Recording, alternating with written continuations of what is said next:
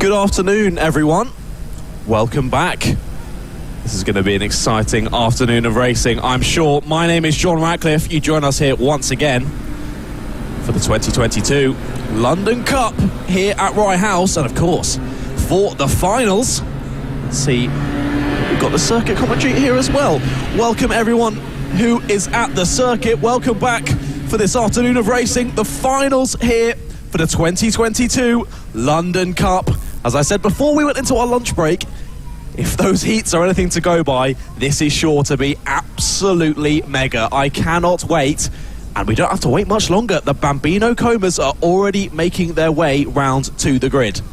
So let's run you through this grid start for said final.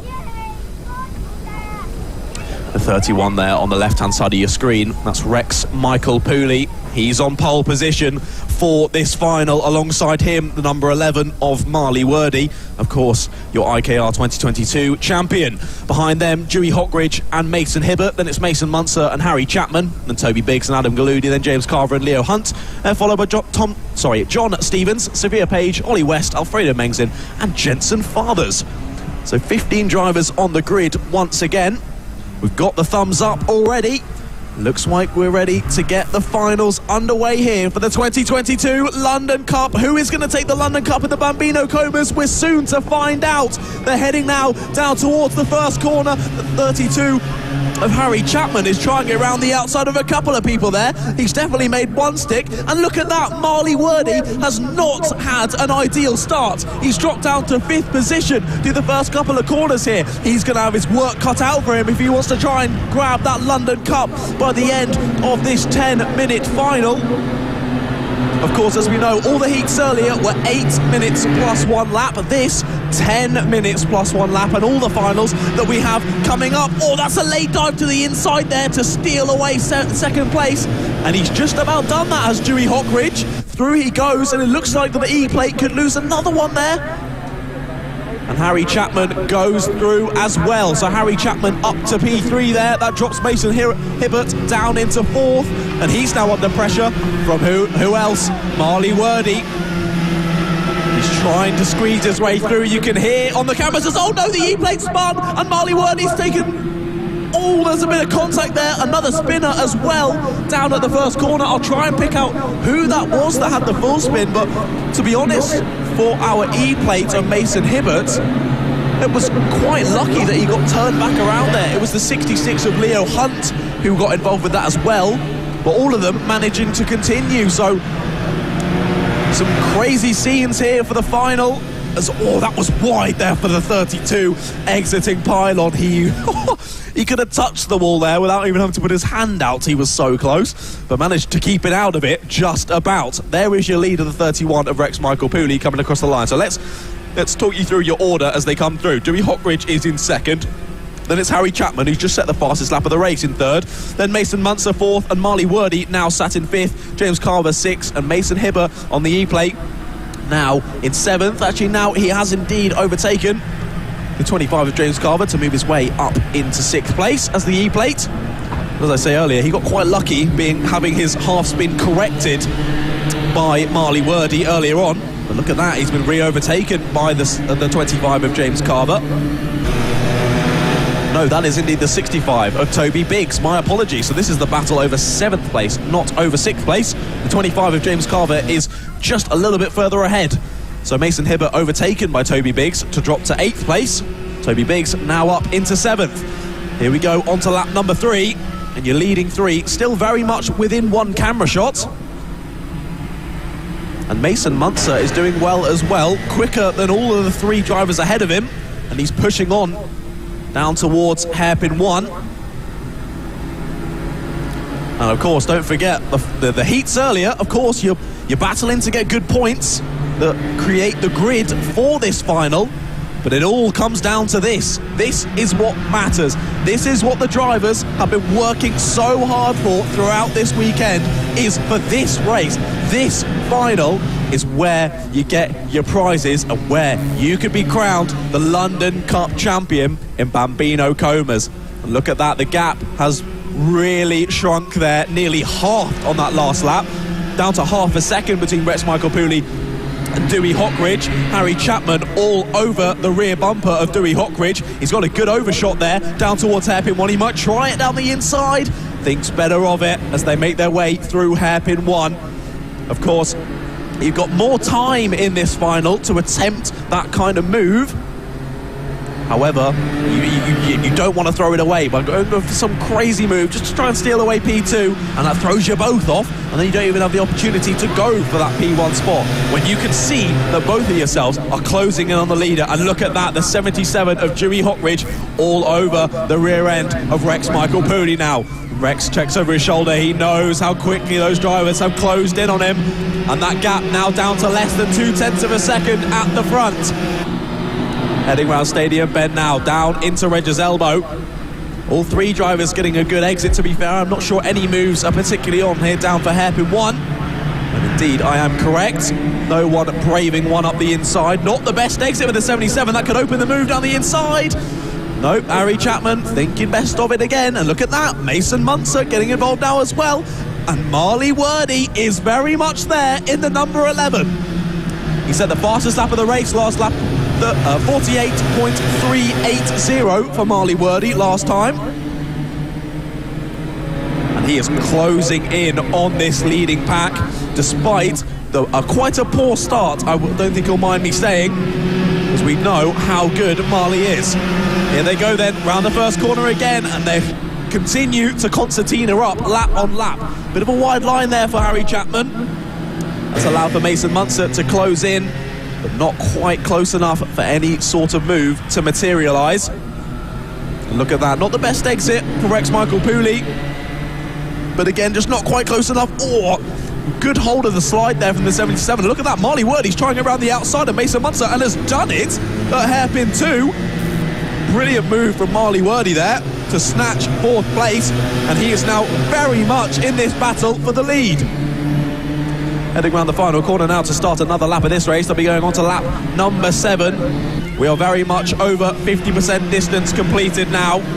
Just over 4 minutes to go. There's the move for second. The 32 dive to the inside. Harry Chapman's going to steal away that P2 from Dewey Hockridge and does just that. Goes a little bit wide on the exit though, but he should have a good enough exit to cover him off. And through slips Marley Wordy as well. Down the inside, up into P3 goes Marley Wordy.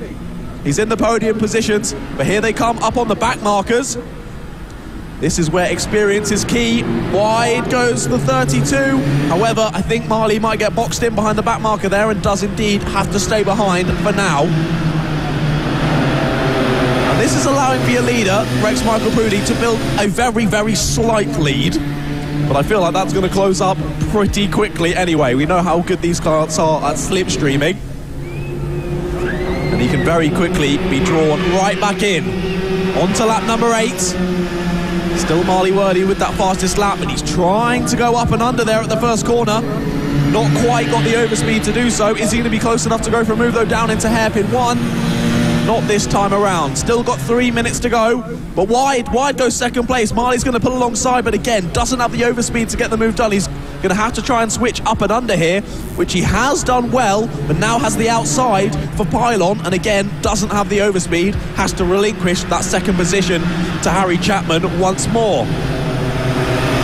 Still Rex Michael Pooley in the lead here of the Bambino Coma final. Can he hold on for 2.5 more minutes? Keeps checking over his shoulder down the straight, mate. It doesn't matter how many more times you check, they're not going to get any further away, Rex. And here they go then, back through Stadium Bend once again. Marley Wordy piling the pressure onto Harry Chapman, and Harry Chapman trying to pile the pressure onto the leader. He might go for it here. No, thinks better of it once again. He's had a few opportunities to remove there, and Marley Wordy tries it up and under on exit once again, but not working out. The top 3 stay as they have been for the last couple of laps. Moves have looked like they've been on, but none have quite materialised. They are very much nose to tail, however, now. Diving into pylon, Rex looks to have a great line through there.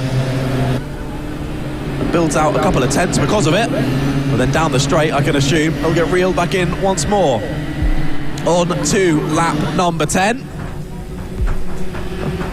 Might go for it here down the inside. The 32 does go for it. That's Harry Chapman going up into the lead, and Marley Wordy follows him through. So your leader gets shuffled back to P3 in only one corner. It's usually how it happens in this kind of low-level power kart racing. But Marley Wordy does go a little bit wide.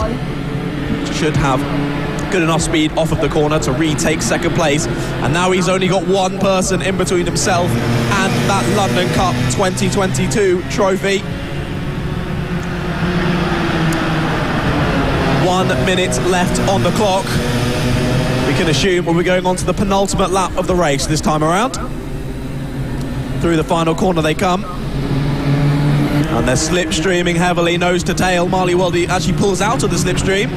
Looks like down the inside, the 31 might try it again, so Marley Wordy could get shuffled back to third here, and does indeed. So back through goes Rex Michael Pooley, up into second place, but they're still right on the rear end of Harry Chapman. This could go any of the three ways here. And Marley Wordy's trying to fight back that second place, but it's just not quite working out for him. That's a good battle behind as well between the 29 and the 66. Adam Galloudi versus Leo Hunt there for 9th place. So battles up and down the field, but we've got to focus on this lead battle now. 20 seconds on the clock, so we might actually get 2 more laps. So this is going to be very, very close on the timing as to whether we get 1 or 2 more laps here.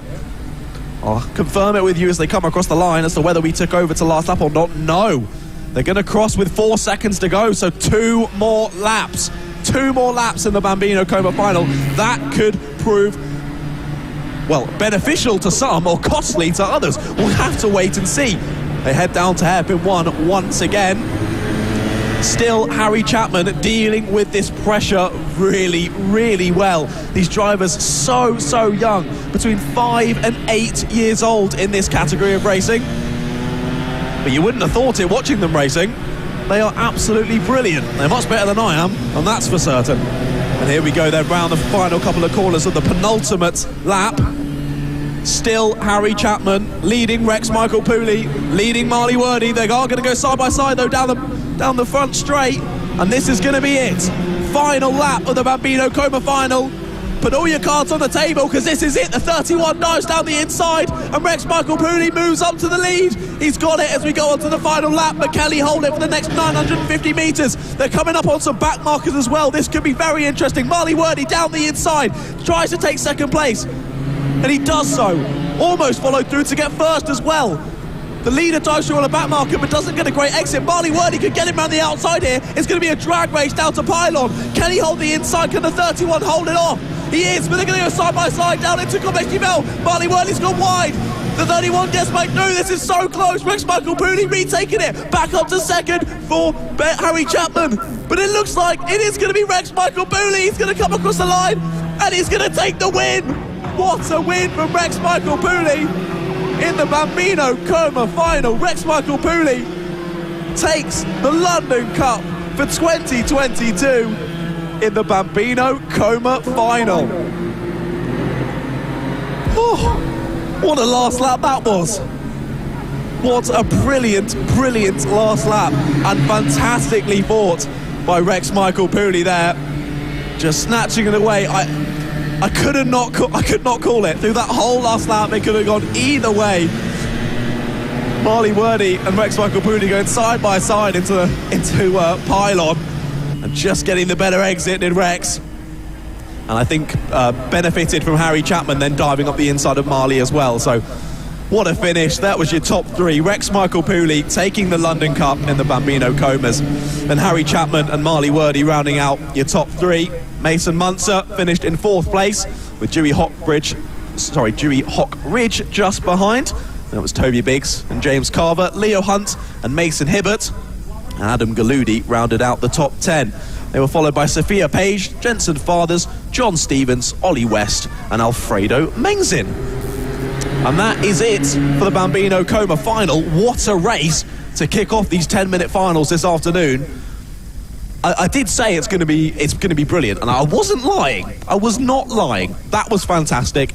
Bring on the rest of the 6 finals, I'd say. So a big shout out to the Bambino Comas. And we shall be moving on swiftly to our second final of the day. which is going to be the Micromaxes. So let's get your grid up for that.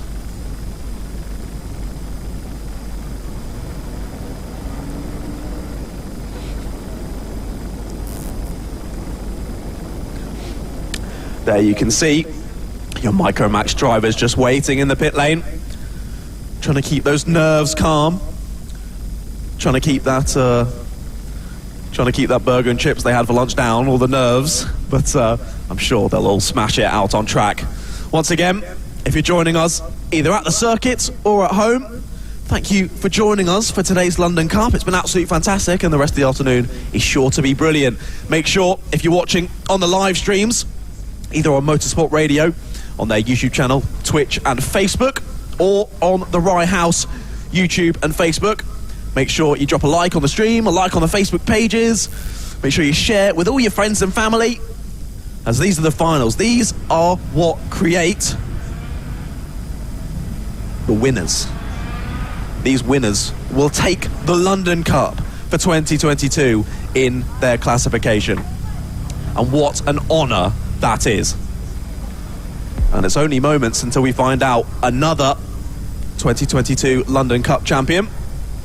And I also should mention as well, if you're watching on the stream, especially on YouTube, I think on others as well, that due to some issues previously with the power cut and also the lunch break, we have got different streams for different parts of the day. So if you shared the previous stream to your friends and family, they may not be able to watch these finals. So make sure you reshare this new stream with all the finals so they know exactly where to go.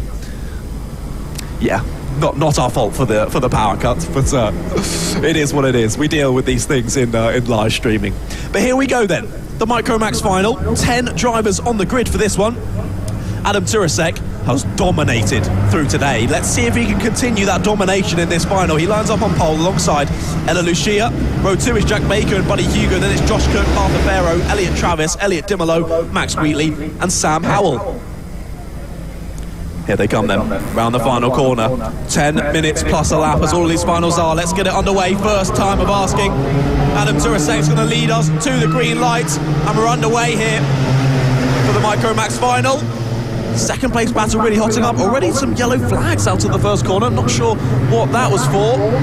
Maybe someone already off. But indeed, Adam Turasek takes to the front, as we kind of expected.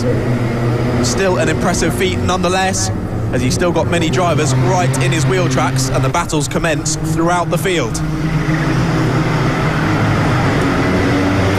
pylon they go into Complex Nouvelle.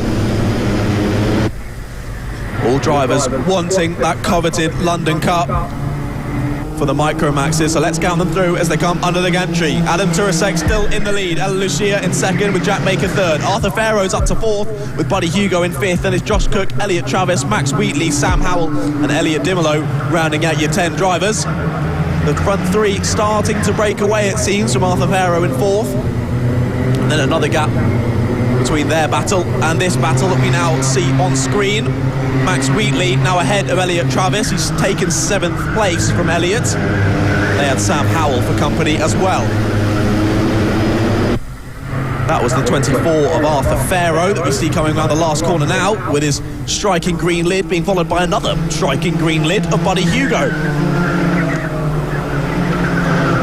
As they fly round Stadium Bend, basically just hanging onto the kart for dear life through there. The G-forces that you feel, even in a car like this, are incredibly strong. But the driver's doing an amazing job. But your leader, Adam Turasek, already with almost a second gap there at the front, and the fastest lap of the race, a 39.955 last time around. Only driver to drop down into the 39s so far. This battle for second, though, is looking rather spicy. Ella Lucia still leading Jack Baker.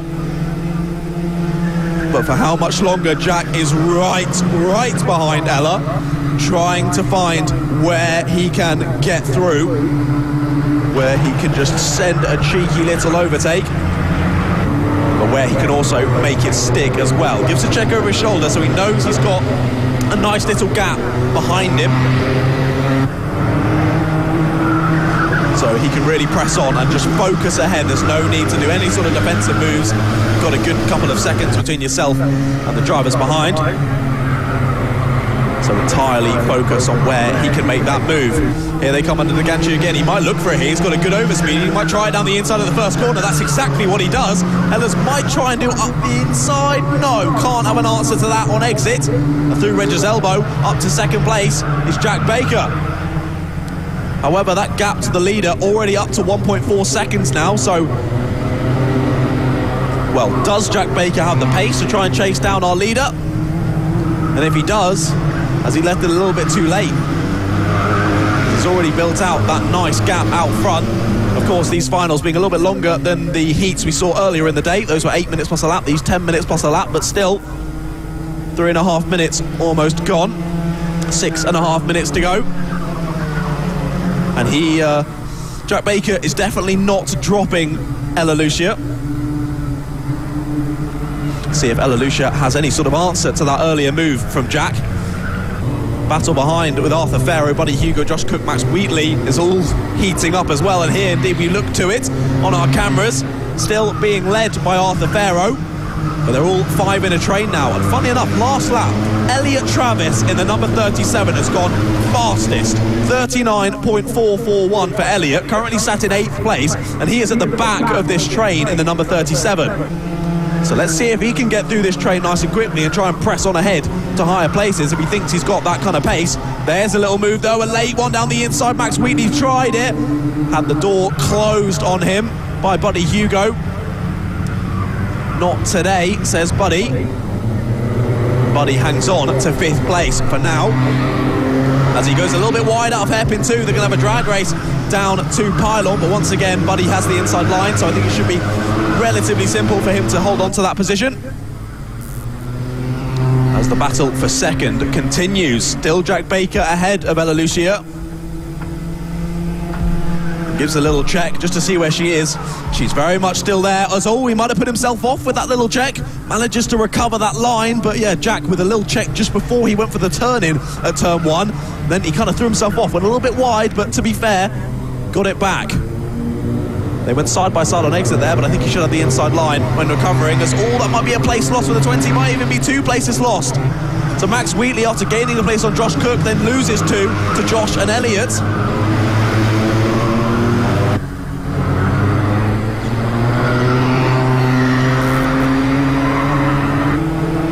As your leader there, you can just see going through your stop before we pick up the 2nd and 3rd place runners. Arthur Farrow's done a good job of clearing Buddy Hugo now as well. Built a bit of a gap between himself and Buddy, and then Buddy has Josh Cook, Elliot Travis and Max Wheatley all for company still. The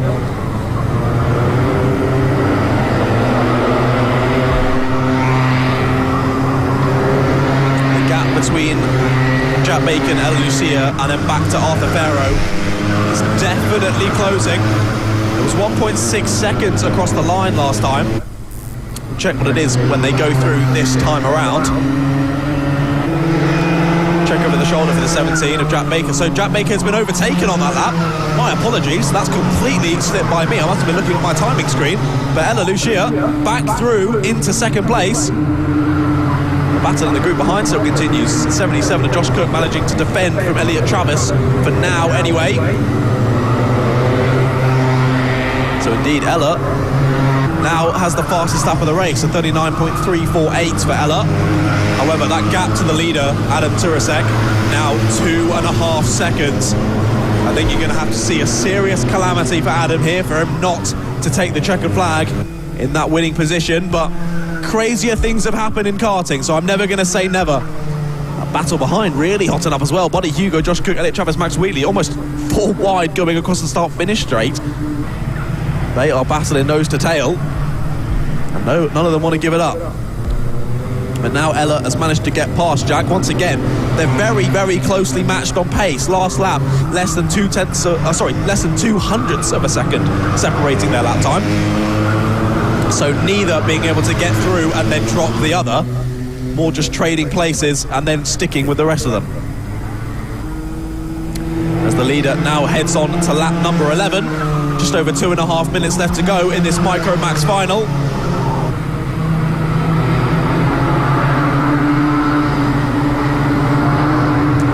Baker's just fallen enough off of Ella where she doesn't need to think about defending at all. A couple of kart lengths separate the two of them, but that just means that a little dive bomb where you stick your nose in and beg for some space is not going to be able to occur for Jack Baker. Although last lap he did do his personal best lap of the race, 39.474.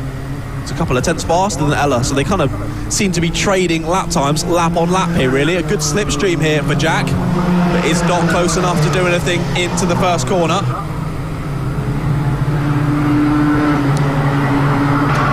So we watch them continue through another lap. As Arthur Farrow had pulled away from the battle behind him quite nicely, but then has sort of been stuck in no man's land ever since.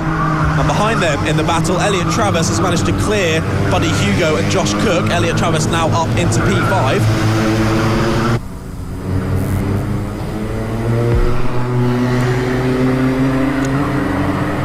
One and a half minutes now to go.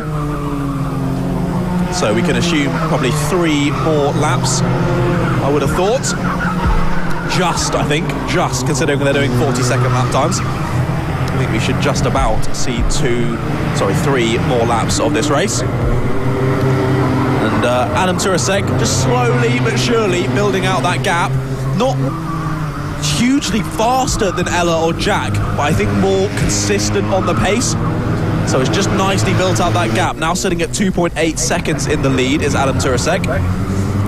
If Ella and Jack had maybe been able to work together, then maybe they could have pushed to catch the leader, but equally they've been almost matching the pace with Adam lap on lap. So that gap now up to 3 seconds. Adam's a couple of tenths quicker on that one.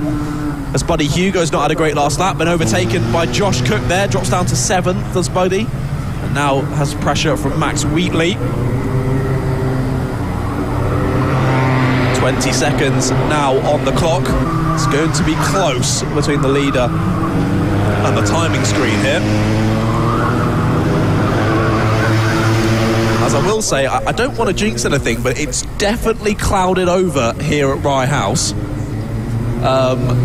To the right hand, the sector 3 of the circuit still looks nice and blue skies, whereas sector 1 is looking a lot more cloudy. I'm not going to say it's not supposed to start raining. I'm not going to say anything, but we'll keep an eye on it. That's all I'm saying. Right, here we go. I haven't got last lap on my timing, so I believe this must be the penultimate lap of the race. Still Adam Turasek, your leader, 3.5 seconds now, the good. Jack Baker just hasn't been quite close enough to go for a move here, as we say. Just been trading times with Ella Lucia. And here we go then. Adam Turasek starts the last lap of this Micromax final here at the 2022 London Cup. Not long now for these people to send a move and try and steal away a couple of extra places on this last lap. There is your leader in the number 12. Adam with a commanding race from pole position. Had a great start, chopped across the nose cone of his competitors, took to the lead, and since then just drove away with it. So Adam Turasek, take a bow, sir. Take a bow. What a race from you. And Adam's going to come across the line to take the win in the Micromax final. Look how happy he is with that win, and he should be. He's the 2022 London Cup Micromax champion. What a win for Adam Turasek. Ella Lucia comes across in P2, with Jack Baker just behind in P3. Elliot Travis ends up in P4 at the end of that, manages to grab P4 from Arthur Farrow. So a good battle from them on the last lap, with both of them setting their personal best on the last lap, and Elliot Travis setting the fastest lap of the race. 39.323 for Elliot. Manages to get up to P4 there, so a great ending from himself. I look forward to seeing him down at the Wilton Mill Kart Club next weekend. Josh Cook was just behind them in 6th place, with Buddy Hugo in 7th. Max Wheatley ended up in 8th, with Sam Howell in 9th and Elliot Dimolo in 10th place. So there's the second of 7 finals here for the 2022 London Cup, done and dusted. Okay, that is very interesting. I've just heard through my earpiece that rain is expected. It's expected in the next couple of minutes, quite possibly. So I did think it was clouding over slightly. Yeah, apparently it's all my fault because I jinxed it. That makes sense. It's always the commentator's fault. But there we go then. We've got another race going out, and they are definitely all on slicks. So if it does start to rain, this could be very interesting. Right, here we go then. This is the IAME Bambino final. Let's get up their grid. So 7 drivers on track for this one, and once again that does not mean it's going to be a boring race. This race has been brilliant throughout the day, and I'm sure the final is going to be nothing left. Charlie Page on the number 33 lines up on pole position. Alongside him is William Crombie on the 15. Behind them, row 2, Chester Fawkes and Oscar Kenny. Row 3, Albert Farrow and Freddie Baker. Rounding out the grid is Darin Dimitrov. Now, we saw Darin was on course to take the victory in heat number 2 earlier on today, but managed to find the barrier at the final corner on the penultimate lap. Just touched a wet patch. It was a lot wetter earlier. When we started the day, drivers were on full wets, and that was just in the conditions where drivers were going onto slicks. But then if you ventured off the racing line, it was very moist. So ended up in the wall, but he was all okay. So good to see him back here for the final. At least I did think I spotted him at the back of the grid there. But here we go then. Thumbs up for the drivers. Clear the grid for all the helpers. The drivers are going to look to the lights, and we're soon going to be underway for the Bambino IAME final. Great start for Charlie Page. He's cleared the rest of the field already. Brilliant start. He's only got Chester Fawkes for company in the 38, who jumps up into P2 at that start. There's a little bit of oversteer there for the 42. That was Albert Farrow just getting it all crossed up, exiting the first corner. Drops down a couple of positions because of it. Here they come then through hairpin 1, now down into hairpin 2. And despite that great jump at the start, Charlie Page, his gap has been closed considerably already. And they're all basically nose to tail already. Heading through Pylon and Complex Nouvelle. And now back down on to the main start-finish straight to finish off lap number 1 here in the Bambino IAME final. Charlie Page is still in the lead. He's followed by Chester Fawkes, then William Crombie and Oscar Kenny, then Freddie Baker, Darin Dimitrov and Albert Farrow. The number 15 and William Crombie just trying to find a way to get through on Chester Fawkes there. Didn't quite work out. Chester Fawkes getting the fastest lap on that first lap of the race, to be fair, a 50.090 for Chester. So if Chester, William and Oscar are able to work together here, they could have a possibility of closing in on Charlie Page. If these 3 drivers decide to start fighting, if I can get my words out, then possibly the win could fall through their fingertips. So they really are going to need to start working together here, and they want to press on. Although it doesn't seem like they're listening to me. Down the inside goes the 48 of Oscar Kenny. Through he goes on William Crombie and up to 3rd place. Oscar Kenny sets the fastest lap of the race on that last lap as well. 46.087 for Oscar. And there he is in the 48 kart, up into 3rd place. Now, hopefully they will listen to me, and they will now work together to try and press up not only to Chester Fawkes, but also onwards to Charlie Page. Charlie Page's gap was around 0.7 of a second when they started lap number 2. As we now go on to lap number 3. The gap has halved down to 3.5 of a second between your 2 leaders. This could really, really slowly build to an exciting race finish here. I can just see it. I can see the writing on the wall here. And a good Chester Fawkes versus Charlie Page battle could ensue. But let's not count out Oscar Kenny, William Crombie, or even Darin Dimitrov. He looked on course to win that race earlier, and he's just set the fastest lap of the race, 45.001 for Darin Dimitrov. And he's now at the back of this little pack. And they've just started to drop Freddie Baker and Albert Farrow in 6th and 7th at the moment. Just little gaps forming. There's the move for 2nd place. 48 Oscar Kenny goes for it down the inside at Stadium Bend. And that was a textbook move from Oscar Kenny. Very nicely done. And it sees him take 2nd place. But as I say, we really need to start working together. We really need to start working together, guys. Or we're going to allow for Charlie Page to run off with this win. That gap only back up to 6/10, to be fair. They closed it back into about 3/10. Now extending back out once again. But Oscar Kenny with the fastest lap of the race, a 44.639 for him on that last lap. So can he be the one to lead this pack towards your current leader? What's that gap looking like now? It's actually extended due to the move earlier on in the race, up from 6/10 to 9/10 between Charlie Page and Oscar Kenny in P1 and P2 respectively.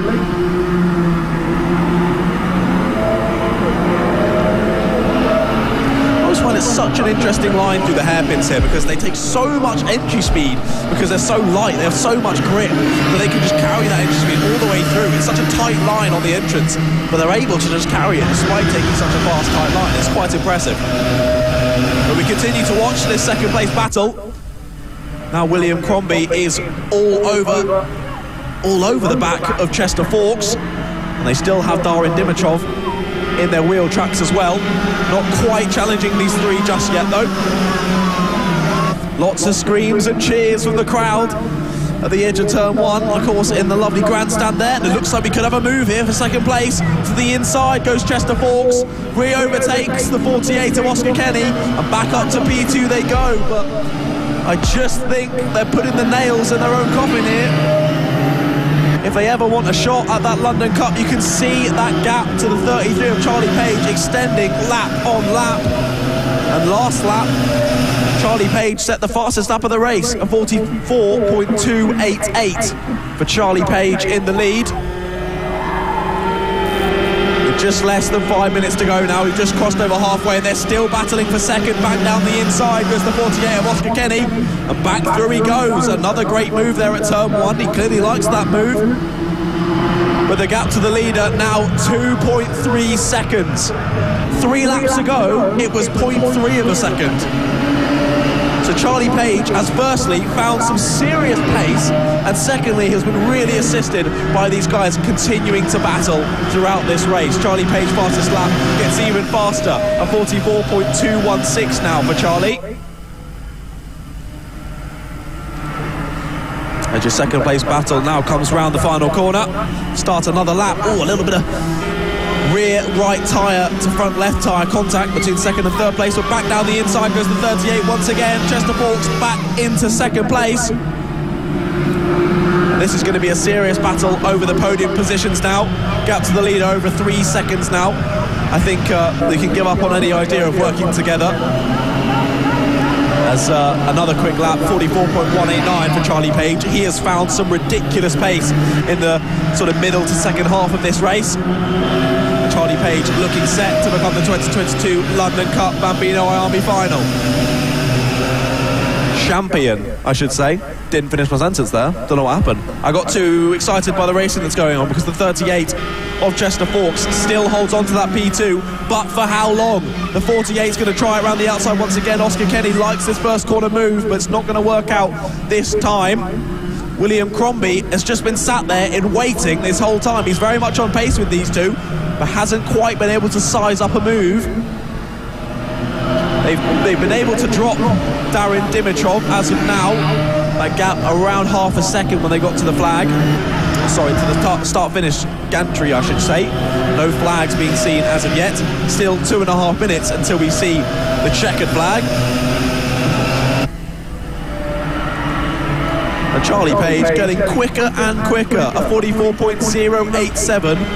New fastest lap of the race. We might see a change for second again. Down the inside, the 48 tries it. There he goes. Oscar Kenny down the inside, back up to P2, and the crowd love that down at the first corner.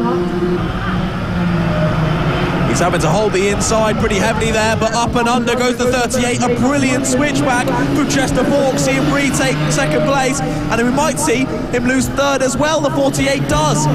Tries to have a run down to pylon, but the 48 of Oscar Kenny, after a move up to second, now drops to fourth, as we finally see William Crombie getting involved with this battle for second. Moves himself up into the podium positions.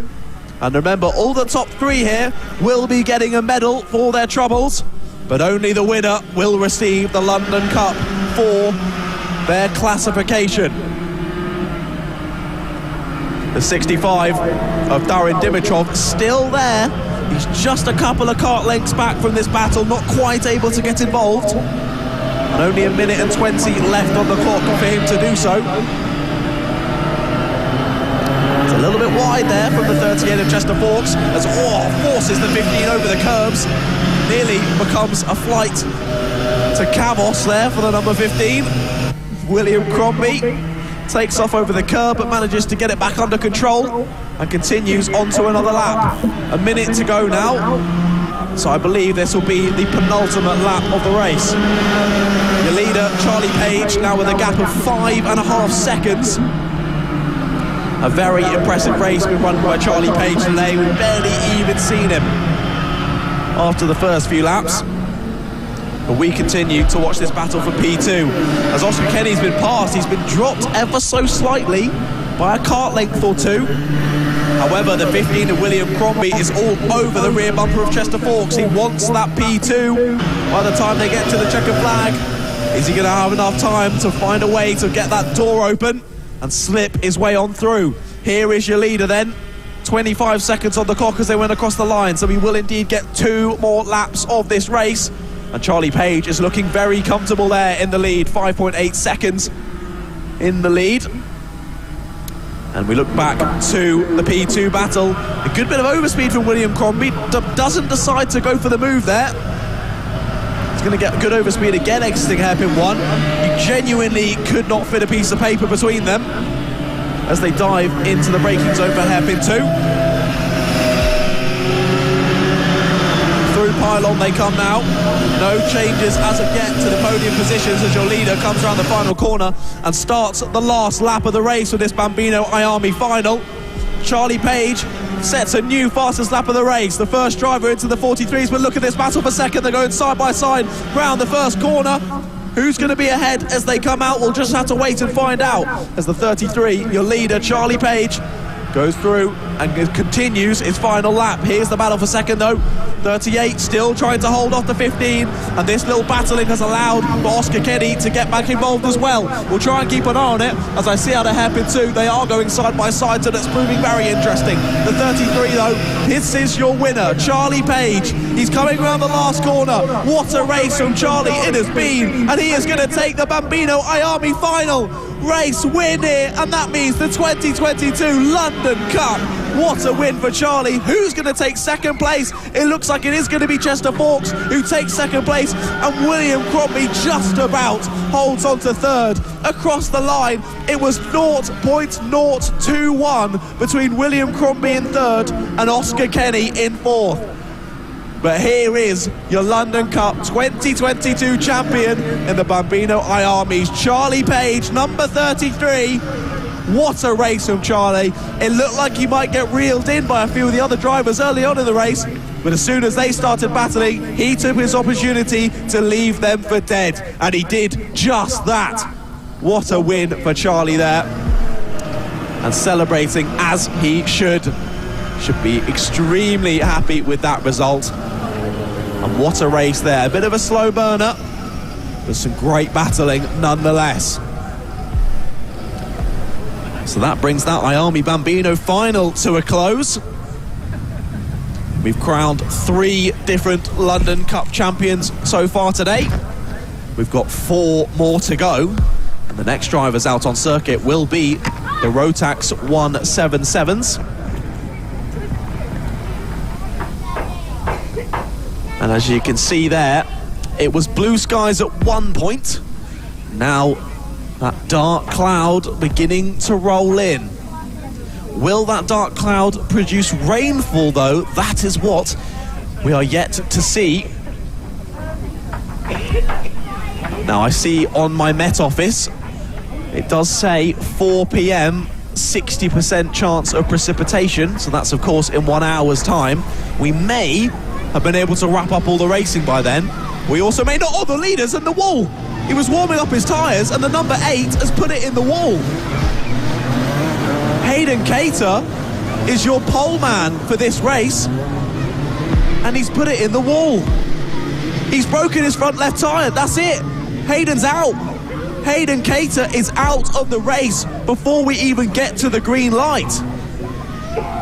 Now, Hayden, I don't want to focus on it too much because I know you're going to be a little bit embarrassed about that one, but that is so frustrating. Hayden was so fast throughout the day, just was trying to warm up his tyres, and I would assume it's because we've lost the blue skies. It's cooled down a lot. He thought he had a lot more grip than he did, lost the car, into the barrier he went, and that's it. Race done for Hayden Cater. So that means he's going to be gone. That means George Hunter is effectively going to be on pole position.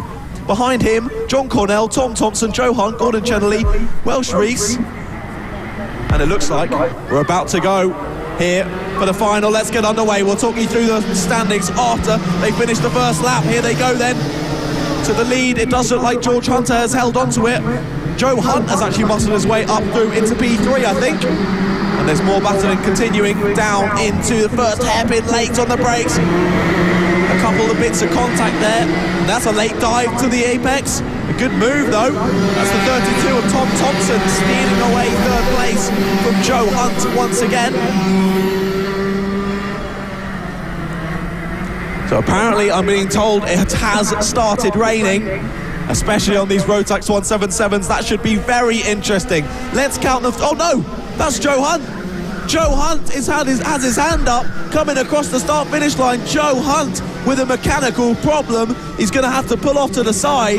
He was one of my picks for being in the top 3 for sure.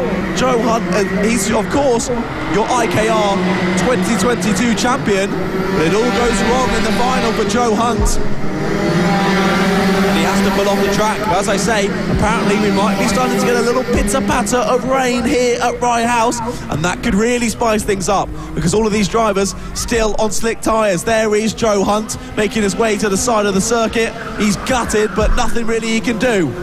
So has to watch from the sidelines. It's never a nice thing to see a driver who wanted to be involved in the battle having to watch from the sidelines.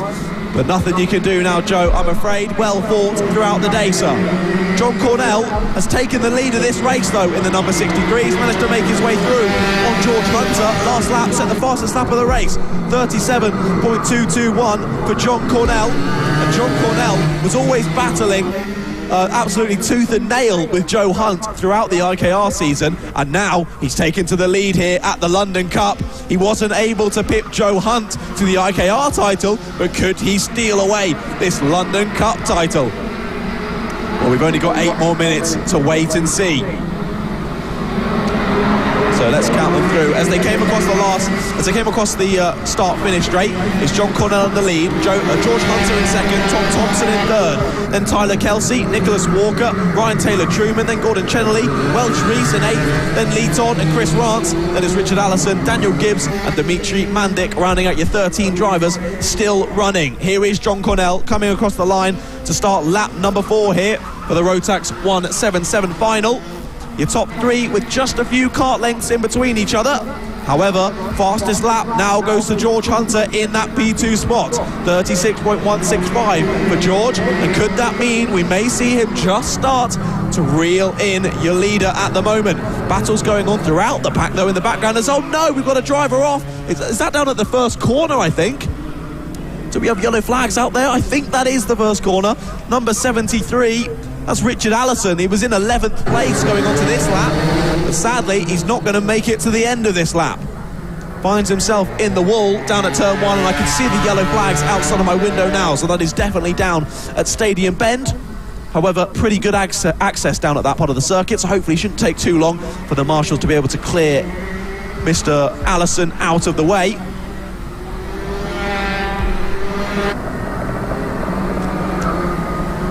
As it is actually now looking like, despite... Oh, okay. Are the lap times dropping because of the rainfall, or have we just had some suspect laps? Still some people putting in personal best, so I'm going to hold off on that thought for just a minute.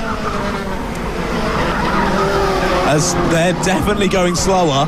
Definitely going slower. Fastest lap of the race, 36.1. That's George Hunter. George Hunter's last lap was a 37.1. A second slower.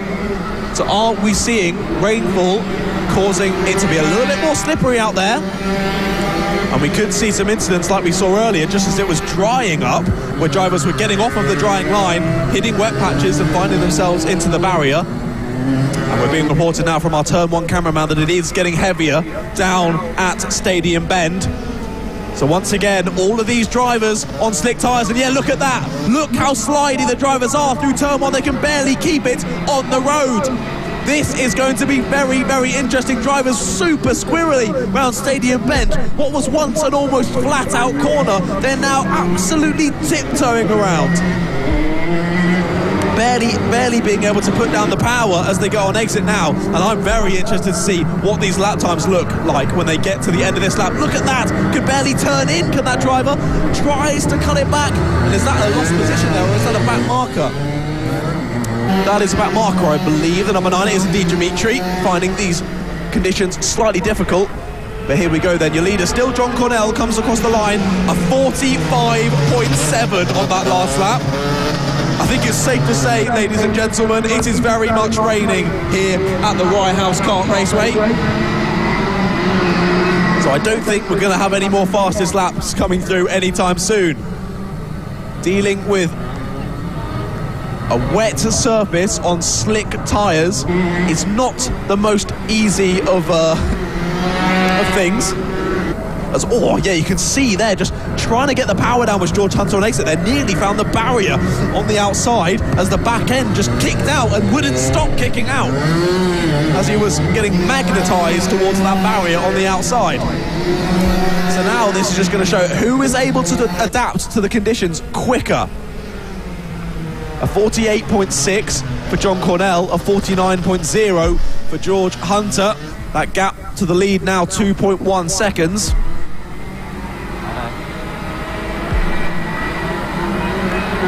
And there is the 32 of Tom Thompson, currently holding on to that third place. But he has got Tyler Kelsey for company. There is Tyler, and just behind Tyler, Ryan and Taylor Truman. Ryan was a little bit further down on this grid because earlier, obviously, we saw his wheel just decide he didn't want to be part of the kart anymore. Come off during his third heat earlier in the day.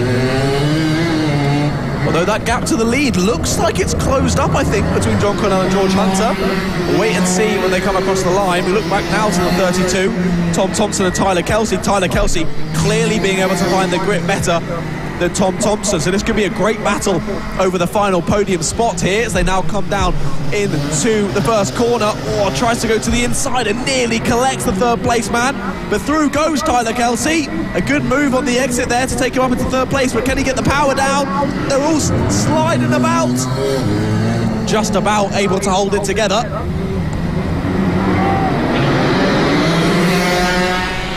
Just about able to keep facing the right direction. Another move attempt down the inside. It could let the both of them go. They're all trying to battle, but they're all about sideways for about half the time. So how they're able to keep it away from each other and away from the barriers, I don't know. But all of them showing their prowess here. And it does mean that Tom Thompson on that lap has been relegated from third to fifth, as Ryan Taylor Truman jumps from fifth to third, and Tyler Kelsey stays in fourth place. Your battle for the lead, though, this could start to get interesting. The gap now closed to 0.3 of a second between George Hunter and John Cornell. George Hunter's through. George Hunter is through.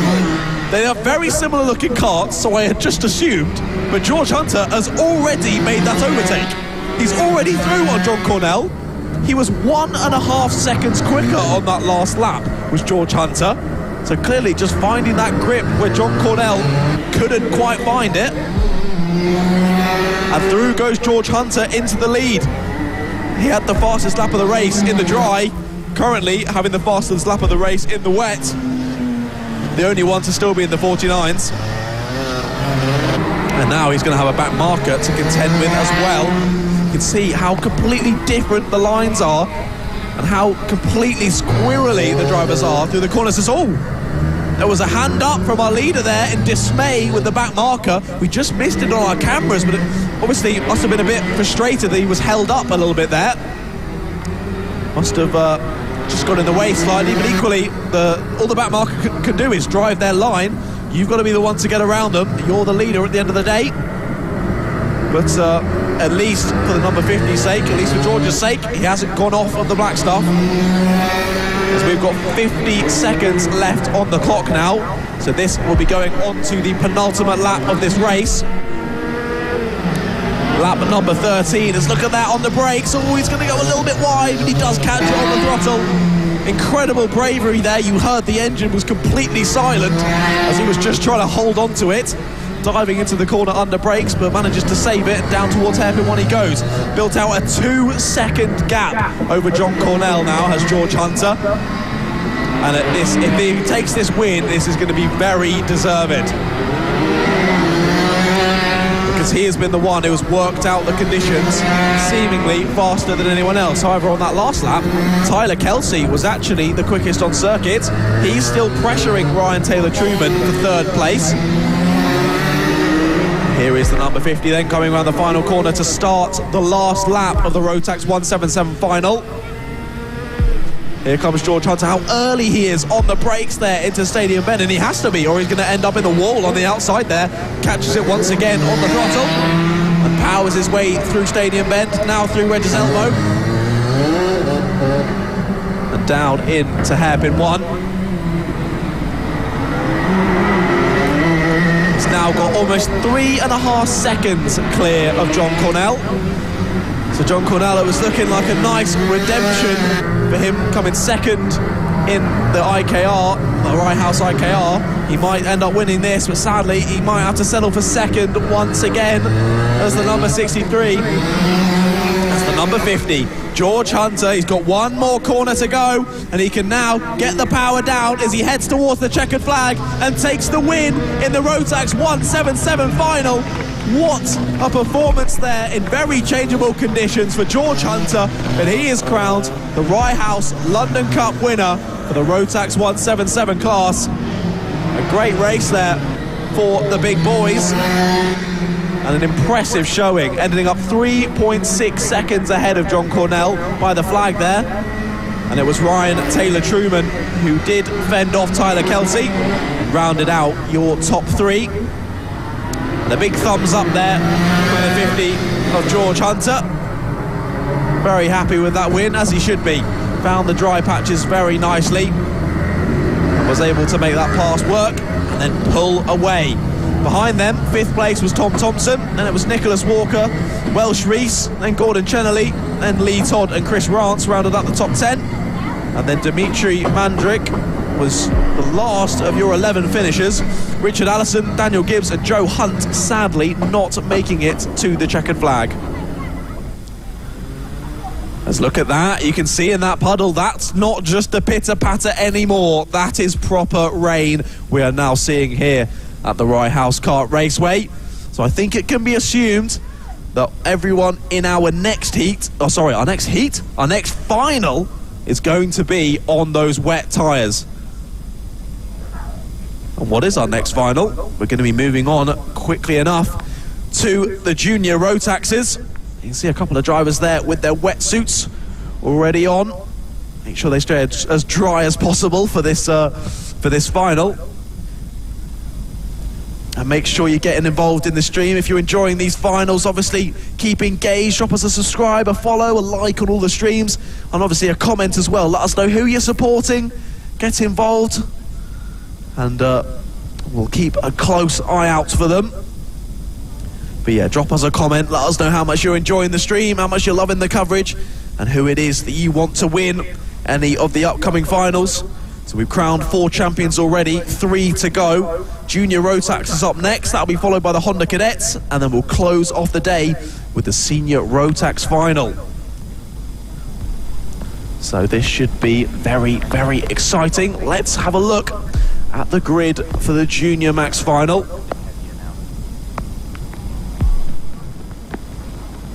As the drivers just getting their final preparations done and dusted. And I can imagine that they're probably going to be on wet tyres, but I can't quite see from my vantage point whether they are or not. No, they are... Nope, yeah, yes, they are on wets. I thought the leader there had gone a bit crazy and gone for slicks, but no. Definitely wets. Some of them were more obvious than others, though, so we may see... look at the rain on the camera now. Look at that rain.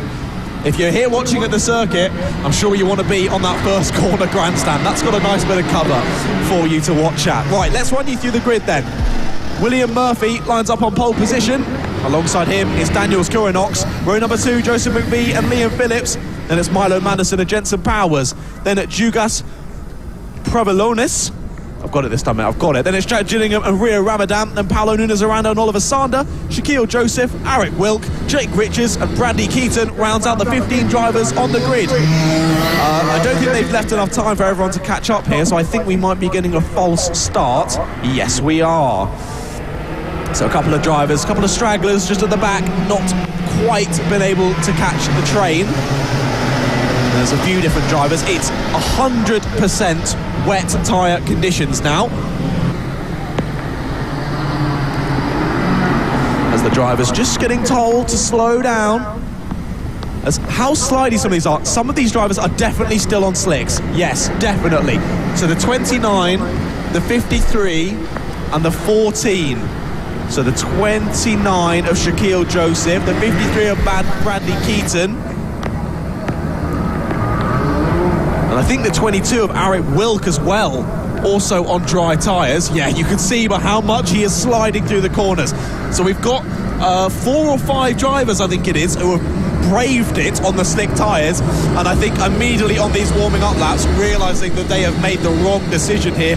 It is very much wet conditions here at the Rye House Kart Raceway, but looking like we're good to go to finally get this junior Rotax final underway. Who's going to be the 2022 London Cup champion in this category? Let's see as they go down into the first corner now. Your leader gets forced wide and up and under, tries the 74 of Joseph McVie. He's got the inside line, but he might get turned here, just about holds on there and stays in third place. Oh, wow, good second place. Was that the 73? That's Daniels Kurinox. He's had a spin. Luckily, he just bounced off the barrier and was forced back onto the circuit, which was quite lucky for him, but has dropped down right into the mix of the pack. So Daniels Kurinox, after a great start, looking like he was taking the lead, has a little bit of a mistake. Just drops down the order ever so slightly. As you can still see the rain. I can hear the rain as well from our camera points. As there is your leader, William Murphy, the number 96. He's had some trouble during today. However, his pace has been undeniable, and he's showing it now as he's, oh my goodness, he is a second and a half quicker than anyone else out on track on that first lap. That is crazy from William Murphy, leading this one now by quite some way. Joseph McVie still just about managing to hold off on second place. Milo Manderson is the one that is all over him. They are battling over those other 2 podium places. But oh, Shaquille Joseph looks down at his engine. I think Shaquille's engine has gone. I've just seen out of my window. As William Murphy goes even faster, a 43.7 for William Murphy, still 1.2 seconds faster than anyone else. There's only a couple of other drivers in the 44s, and he's down in the mid 43s. William Murphy, what have you had for lunch, mate, and where can I get some? Shaquille Joseph has indeed pulled off down at hairpin number 2. You can see him there on the cameras. So Shaquille Joseph was having a decent day up until now, but his car gives up the ghost. However, I do believe he was one of the drivers who was still on slick tyres, so would his race have amounted to too much anyway? I'm not so sure, so I don't think he should be too disheartened by that mechanical failure. But here we continue to watch the battle for second place. As all dear, someone else is off on the exit. I'm not sure if they're just pulling off or they're waiting. That's Eric Wilk. I think he's just letting them through. We've got a Marshall running over. He is indeed. He's restarted now, so Marshall no longer needed to run over. So Eric Wilk restarts. I think that was just, he realises he's on slicks. He has no control over his car right now. And Eric is doing 102s while the leaders are lapping in the 44s and 45s. So I think he's just realising, I'm not in this race, I'm just going to get out the way. So that is very smart, very mature of Eric Wilk here. So a big shout out to Eric Wilk. When we look back here, look at the rain on the cameras now. It's almost biblical here at Rye House. And this has really thrown the cat amongst the pigeons here. as the drivers who have chosen to go on the wet tyres definitely making the right decision. And some of the drivers went for wetsuits, some didn't. I think the one with the wetsuits are going to be counting their lucky stars. As through goes the number 16, that was Jensen Powers moving through on Jugas Prevalonis up into 4th place. So that was a good, tidy move there from Jensen, and he's put himself with an opportunity to get a podium here. I saw you saw the sparks come off the rear bumper there of the 77 of Milo Madison as he clattered over the inside curb there through Complex Nouvelle. And he's been very close to the last few laps, but not quite close enough to go for a move. But now he is. Tries it down the inside. Does he have the grip though? No. Gets his nose cone chopped off by the 74 of Joseph McVie. And Joseph McVie retakes 2nd place. But now these two really do have company. Jensen Powers, Jugas Prevalonis. I still can't get it, I'm sorry, mate. And then Liam Phillips also with them as well. And only a little bit, about a second, then back to Jake Riches. So this is already a 5-6 car battle. Could be 7, could be even 8 cars. There's more sparks coming off that rear bumper of the 77. As the floodlights have now come on here at Rye House. It was getting dark already, but this added rainfall has just sped up the process here in November. We race into the dusk as the light begins to fade in Hoddesdon. Still just about clutching on to this 2nd place if Joseph McVie. He's very much aware of the 77 of Milo Madison and the 16 of Jensen Powers right in his wheel tracks. But he's dealing with the pressure very well so far. Can he hold them off for the rest of the race? We've only just gone over half distance. 4 minutes 40 to go now. Almost a little bit of a touch between those two into the first corner. Either way, a bit of opposite lock means they keep it on the black stuff. It's a good exit for the 77. Is it good enough to go for a move though? He could get overtaken. To the inside goes the 16, and through goes Jensen Powers. Tries to follow him through, does the 3. Does, but might lose the inside line here. 77 dives back down the inside. Milo Madison trying to retake 4th place. Does grab it back, but 3 could have the inside here. Liam Phillips could take him down into pylon and does just that. So Liam Phillips through into 4th place. Jensen Powers up now into 3rd and all over the back of Joseph McVie already. That has allowed for a slight gap to form between our 2nd and 3rd place drivers and then the rest of the field. It's all wide for 2nd place. Oh, what a slide, what a hold, sir.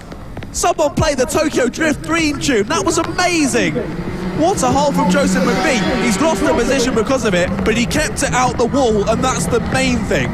Brilliant save there from Joseph McVie, and he stays in 3rd place. Well, that just shows how heavy the rain is getting now. Our camera's struggling to deal with it. There's a lot of rain on that camera lens, which is pretty understandable. It is getting rather moist here. However, Jensen Powers now through into 2nd place and looks to already have begun to start taking off. Joseph McVie with a little check over the shoulder. He's got to make sure he doesn't do what he did last lap once again. And keeps it much more tidy this time around. I can imagine it would have been a little slightly scary moment there as he realised he was losing the back end and that tyre barrier was coming up on him pretty quickly. But as I say, it was an impressive hold of the slide. Is that a change for 3rd place? Liam Phillips through. Back down the inside though goes Joseph McVie, trying to hold on to it. They're going to go side by side down towards pylon, but that is going to be a confirmed move up into P3 for Liam Phillips. A great opportunistic move there from Liam. That moves him up into the podium spots. Lost a couple of positions, did Liam, on the opening couple of laps. He's fought his way back through nicely, back onto the podium spots. But for how long? They go side by side down the start-finish straight. Once again, the 74 to the inside. Joseph McVie trying to retake the position. They're almost touching through the corner. Oh, big slide again from Joseph McVie. Might actually lose a position here. As trying to squeeze their way through is Jugas. He's going to try it around the outside, might try an up and under here. Not quite going to happen. Joseph McVie stays ahead for now, but that's allowed for Liam Phillips to get ahead and already start to pull away now as Joseph McVie thinks about the positions behind him once again.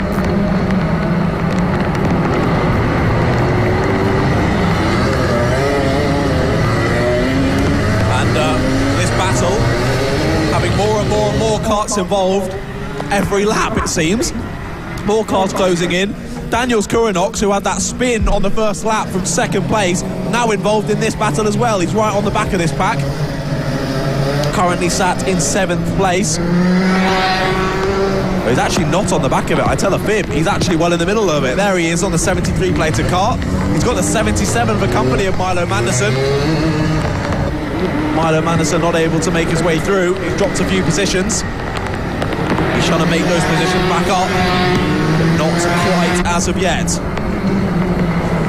It's these kind of conditions where I thank my lucky stars, count my lucky stars that I'm in the commentary box and not out on the cameras. Lol. So a big shout out to Jack, Connor and Mason, who are all out on the cameras bringing you this fantastic coverage today. And they're braving this now very, very wet weather here at Rye House. We continue on to another lap and only 40 seconds now on the clock. Your leader, William Murphy, is 17 seconds in the lead. 17! That's ridiculous. There he was going through the final corner now. That's crazy. We've got 25 seconds to go. As there he is. He's going to come across the line to start the penultimate lap of the race, is William Murphy. If the leader had been second place, he would have been going on to the last lap. That's how far ahead he is, and he still had 17 seconds to go when he crossed the line. There's Rio Ramadan having a quick look at. He's down in 11th place at the moment. Just trying to fight with the conditions. So now we look back to what is our 4th place battle now, still being led by the 74 of Joseph McVie. Jensen Powers and Liam Phillips, however, only have 0.4 of a second between them in the battle for second, so that could hot up. But here is your leader, William Murphy, comes around the final corner. And William Murphy will start the final lap of this junior Rotax final. And he has been in a class of his own through this 10-minute final. Absolutely fantastic. And the number 96 continues to fight his way through these difficult conditions. That gap between second and third still pretty similar. 0.3 seconds between them. I can see them out my window that they're relatively close, but I'm not sure if they're going to be close enough for a move. Your leader, though, coming through now. Oh dear, that was the 20 of Rio Ramadan. Had a little bit of spin there, entering pylon, but your leader gets through, not a problem at all. William Murphy, take a bow, my son. What a race win, and he's going to take the London Cup 2022 for the junior Rotax classification. What a race win, class of his own. 17 seconds in the lead for William Murphy. The lead, the second place and third place haven't even come across the line yet. They finally come through now. There they go, and they're finally through. Stays as it was. Liam Phillips closed the gap down to 1/10.5. As oh no, Joseph McVie has had an issue on the last lap. He's dropping down the timing screens. So he's gone off on the last lap. I can't see out my window. So either he's gone off or he has had to pull into the pit lane or something. But Joseph McVie was looking on for a second place for most of that race and now ends up not even being classified at the checkered flag. He gets classified as 10th place, but I think Rio Ramadan will come round and overtake him, so he might end up being in 11th. Look at that, everyone huddling underneath the awning there down at turn 1. I think that's the best place to be honest. So hello, give us a little wave, hello. I'm waving back at you, I promise. Give us some noise, give us some cheers for the finals. We've got to stay happy during this quite sad weather conditions. But I'm sure the drivers are very much enjoying themselves. They're very different driving conditions to what we saw earlier. But what a race finish there. Let's run you through the order. William Murphy, of course, taking the win. Jensen Powers in second. Liam Phillips, P3. Then it was Jugas Pravilonis. Oh, I'm so sorry. Jugas. Then Jake Richardson, fifth. Daniels Kurinox, sixth. There's Milo Manderson, Jack Jidding, and Paolo Nunes-Aranda, Joseph McVie, and Rio Ramadan. And then Bradley Keeson, the final of your 12 runners classified at the finish. Eric Wilk and Shaquille Joseph. I think Eric Wilk, just pulled off the circuit. Realised that the dry tyres were a bad option. And Shaquille Joseph had a little bit of a breakdown during that one. But the junior Rotax is now done. This is the one that I've been excited for, I cannot lie. Honda Cadets go out onto the circuit, and the fact it's wet, I don't know if that's going to make it more crazy or less crazy. Can it get any more crazy than we've seen so far today in the Honda Cadets? I don't know. I've been told yes in my ear, and I know it can, but I'm just trying not to think about it yet, okay? Here we go then, let's run you through. It's 29 karts grid for the Honda Cadet final. Kenzo Craigie lines up on pole position. Alongside him, it's Oliver Majewski. We're in number 2, Charlie Wolfert and Cole Denham. Then it's Thomas Hill and Oliver Spencer. Vinnie Lyons, Hayden Fisher, Luca Holmes-Ballack and Sergio Wirtz rounds out the top 10. Then it's Kian Sullivan and Fenton Stoneman, Ashley Haas, Connor Winfield, Ayrton Rye, Albie Smith, Elliot Burke, Ethan Okoro, Samir Paul, Ernest Hanger rounds out the top 20. Then it's Arthur Way, Brian Paul, John Richardson, Zach Hunt, Benediktas Mazioskas, then Ismail Vargan, then Harry Samuel, Dylan Suresh and Dylan Redding rounding out the 29 drivers. As I said, a huge grid as we've already got someone off. That's the number 20 of Dylan Redding, I think. Pulled off just after the start-finish line. So I think that's race over before it started for Dylan Redding. Sad to see that for Dylan. His kart gets picked up and put over the barrier. So interesting there. You can see the number 10 of Oliver Majewski has turned his car to sort of be facing Kenzo Craigie at more of a perpendicular angle to the start-finish line, as maybe he's more thinking about covering off that third place than trying to get into the lead at the first corner here. Look at that rain now. It is incredibly heavy. It's far heavier than it ever was this morning. We've got a driver on the left of our screen, deciding he's in the wrong grid slot. Hopefully the marshals will notice him, and I believe they have now. Going to try and put him back into the right spot.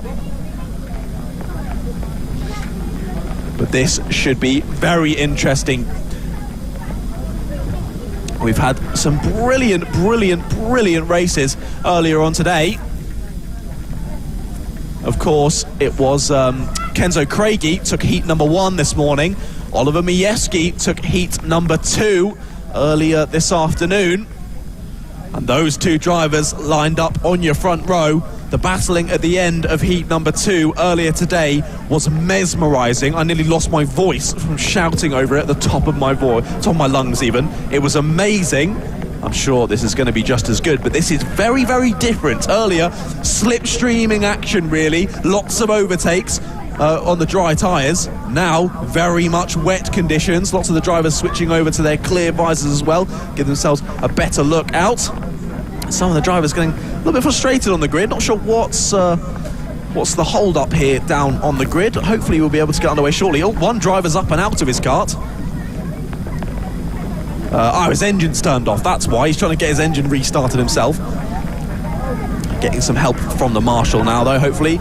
Looks to be back on. I think we may have the thumbs up to get the Honda Cadet final underway. 29 drivers looking to fight for the London Cup here, but only one of them's going to get it. A good start from both of our two leaders, a decent start from the whole of the front of the grid, really. I don't know who's going to take it through the first corner here. Can they all keep it facing in the right direction? That's the main thing. They are going to make it through. Oliver Majewski there, looks like he got punted wide a little bit. We'll try and follow it through as to who has made it up. No, Oliver Majewski still in second place there. It was someone else trying to battle up there. Could have been possibly Cole Denham. I'll try and find that out as they come through into my line of sight. That's a good move, though, down the inside. Is that Charlie Wolfert? As oh no, the 88, Ernest Hanger already pulls off the circuit. His kart's given up the ghost. I think that was an engine turn off, possibly before we even got the start underway there for Ernest. There's still lots of people beside the track braving these conditions with your umbrellas out. It's fantastic to see. But it's made worthy when you see racing like this. On to lap number 2 we go. Kenzo Craigie still at the front of the field. Thomas Hill is the one who's now made it up into P2. Charlie Wolfert, P3. Oliver Majewski, Cole Denham round out the top 5. Battling continues through the first couple of corners, up and down the field. I have no idea where I should even look.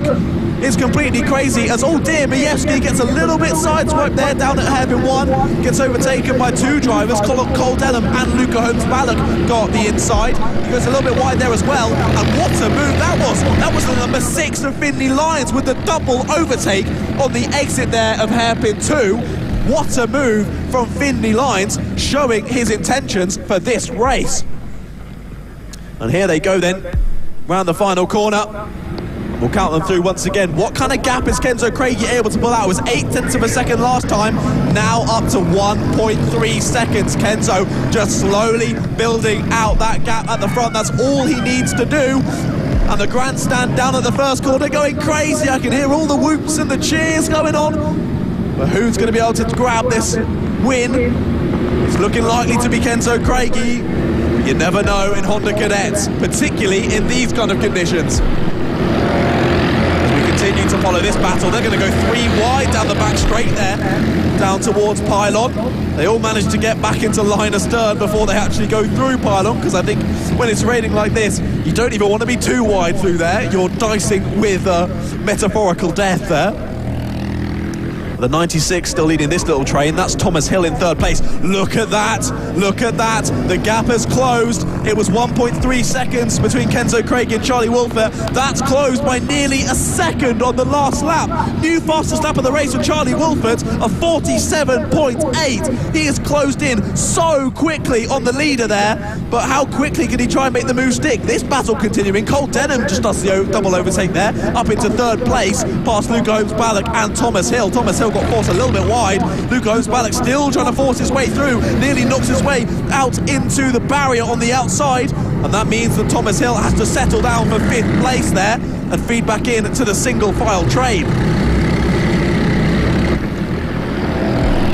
As that sector 3, yeah, in this rain, it's ridiculous how quickly it's got wet there. Oh, that was a bit wide for Cole Denham. He's not got a great exit because of that, and that could mean another change for third here. Luca Holmes-Ballock tries it down the inside. Can he make it work? No, I think he might have done. We'll confirm that later on in the lap. Here are your leaders. Kenzo Craigie has to defend, gets a little bit of a tap from the 95 of Charlie Wolfert. Both of them have shortened their lap times, but Charlie is just going that little bit faster and gets it done around hairpin 2. Change for the lead in the Honda Cadet final, and through goes Charlie Wolfert. Kenzo Craigie is just got to try and hold on to the back of Charlie Wolfert now, as Charlie's pace has been ridiculous. The only driver in the field to get into the 47s, and there's only 3 other drivers who are in the 48s. But this battle for third continues. That's Cole Denham on the outside. On the inside is Luca Holmes-Ballock. Luca Holmes-Ballock might finally get it done, but no, Cole Denham's keeping his nose in there. As our leaders continue on around the lap. Through hairpin number 2 now. And it just looks like ever so slightly Charlie Wolfert is being able to drop Kenzo Craigie. These are your... Oh no, sorry, Charlie Wolfert has not run a race today. It's Kenzo Craigie and Oliver Miejski who have run a race today. Oliver Miejski is now right involved in this kerfuffle that we can see, as that was a cheeky little move. That was Hayden Fisher getting through an Oliver Spencer for 8th place in the background there. As now that is indeed Luca Holmes-Ballock up into 3rd place. He's now got Finley Lyons behind him, so Cole Denham now down to 5th place. And he's got Oliver Miejski for company there in the 10. Miejski trying to find a way through, not finding it at hairpin 1 though. Right nose to tail are those two, and then just behind them the battle continues as well. 96 of Thomas Hill in 7th, and it's Oliver Spencer and Hayden Fisher just behind them. So Hayden Fisher originally overtaking Oliver Spencer, but then getting re-overtaken at some point during that last lap.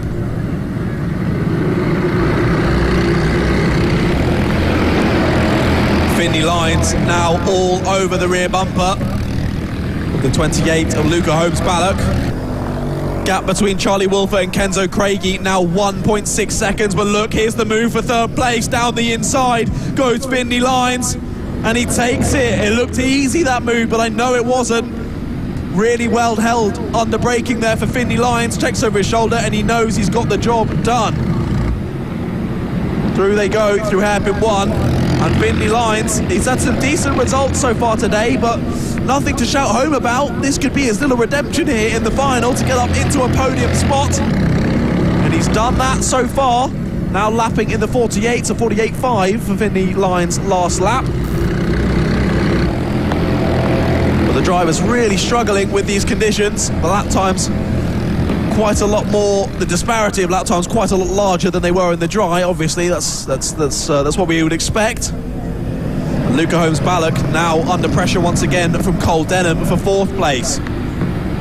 Ooh, Cole Denham just tried the tighter line there to see if it had a bit more grip. Wasn't able to make it work and has to stick behind for now.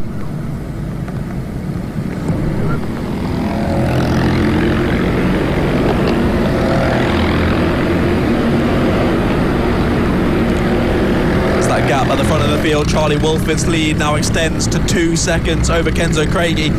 However, Kenzo really has nothing to worry about. He then has a further 5.6 seconds back to the battle that we're currently watching of Finley Lyons in 3rd place, leading Luca Holmes-Ballock and Cole Denham, who round out your top 5. 2.5 minutes left to go here in the Honda Cadet final.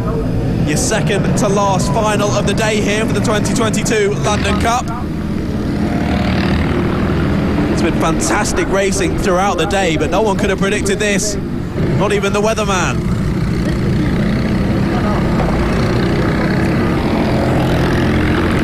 And you're now seeing how heavy it's got. Oh, that was a late move. Cole Denham goes straight down the inside. I was going to start another sentence, and I did not think that move was on. Cole Denham points forward, says, let's work together. I'm not sure that the 20 is going to follow you, the 28 even, of Luca Holmes-Ballock, although he does end up relinquishing the position as he was stuck on the outside there, round pylon. So Cole Denham gets a little bit of a tap from Luca Holmes-Ballock, holds the slide nicely, but Luca's going to get a better exit, and they're going to go side by side once again down the main straight. Cole Denham's not going to be too happy with this. He wants to work together. Luca Holmes certainly does not want to work together. To the inside he goes once again, trying to take back 4th place, does so, just about holds the car together and keeps it in a straight line, back up to 4th place, and then of course Luca Holmes-Ballock is the point ahead. Cole Denham doesn't follow that at all, back down the inside he goes, a hairpin number 1. We've had a spin for the 99 there. That's Albie Smith from 11th. Albie Smith was having a great race there in P11, having a spin there down at Stadium Bend. So both drivers telling the other one to work together and then getting frustrated when the other one doesn't agree to work together. It's understandable. But another bit of pressing there from Luca Holmes-Ballock through the last couple of corners. Cole Denham does not like that at all. Big wipe of his... A big wipe of his visor there, just trying to get the moisture off.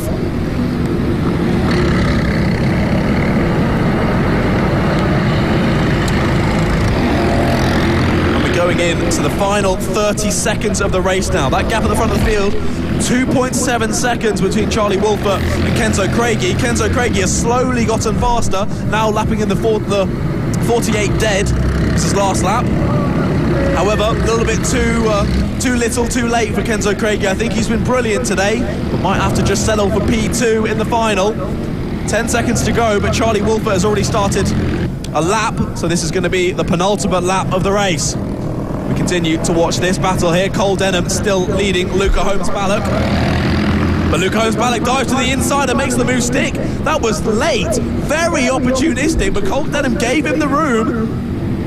And that was an impressive move there between the two of them. Here's your leader, the number 95, Charlie Wolford. Has been doing incredibly well throughout this race. Has held it together, stayed calm, and he's going to come around the last corner to start the final lap of the race. Here he comes then, 950 metres left to go before he can put both hands on that London Cup for the Honda Cadets. However, Kenzo Craigie has been reading him in. I don't think it's quick enough though. 1.9 seconds, the gap now down to. And a big check of the shoulder for the 95, but as I say, I think it's a little bit too late for the number 2 of Kenzo Craigie. There's a good corner between them. So as long as Charlie Wolford can keep it on the black stuff, it's looking like his for the taking. Here he comes round pylon, through Complex Nouvelle now. He's going to head into the final corner, is the 95. Keep it in one piece, sir. And you're going to come round the corner, take the checkered flag, and take the win. It's Charlie Wolford who's crowned London Cup champion for 2022 in the Honda Cadet class. What a brilliant race from Charlie Wolfert. He got through, concise. Well done, Charlie. A great win. And it looked like Kenzo Craigie was going to pull away and just leave the rest of the field at the start of that race, but Charlie Wolfert got into second, reeled him in, overtook him, and look at that. Look how much it means to Charlie. Big smile, I can even see it through the visor for Charlie. He's one happy boy, and he should be.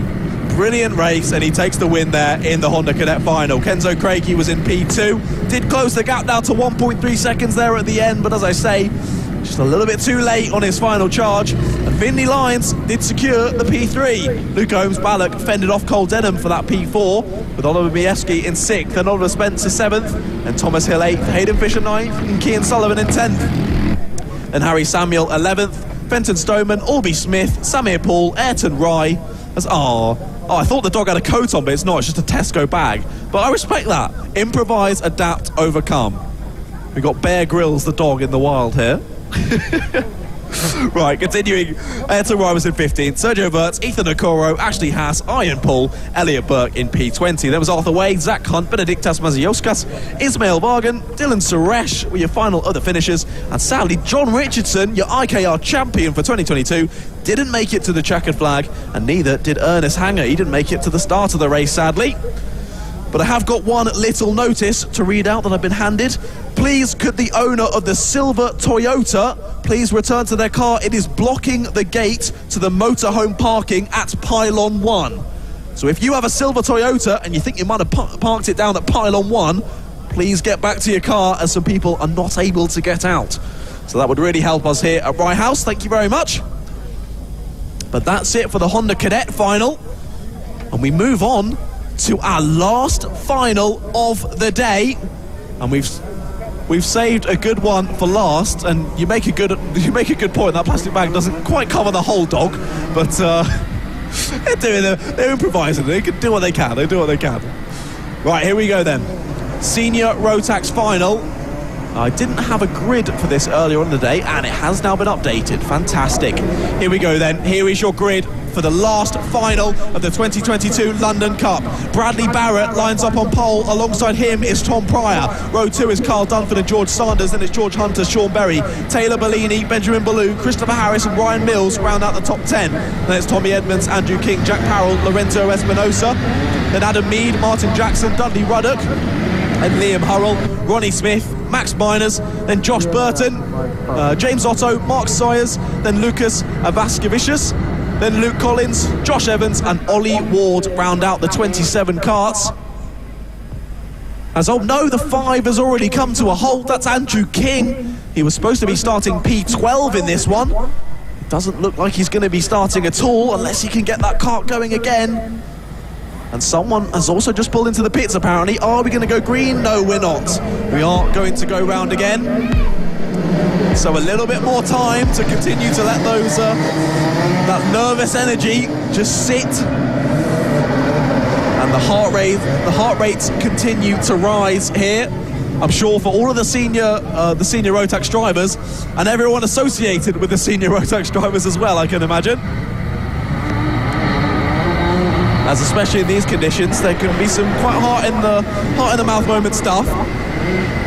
This is the final race of the day,